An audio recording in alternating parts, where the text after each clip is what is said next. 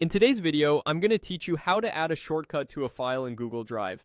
We'll do this in the web version of Google Drive, and I'll use folders as an example, since the process is the same for files. Start by opening My Drive in your browser and signing in if you aren't already. You'll land on your main drive view, which is where we'll set up a quick demo, so the shortcut feature really makes sense. First, let's create a sample folder. Click the New button in the top left corner, choose New Folder, and give it a simple name like A. Click Create, and you'll see the new folder appear in My Drive. This is the item we'll make shortcuts to. Next, repeat that process to create a second folder. Click New again, choose New Folder, name it B, and click Create.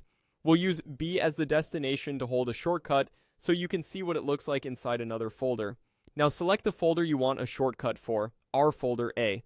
You can click it once to highlight it, then open the three-dot More Actions menu on the right, or right-click the folder.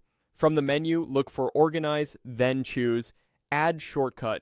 A panel will open showing places you can put the shortcut.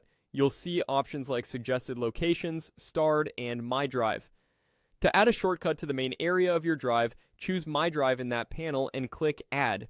That places a quick link to A right in your root drive without duplicating the folder or using extra storage. Shortcuts simply point to the original item and keep the same permissions.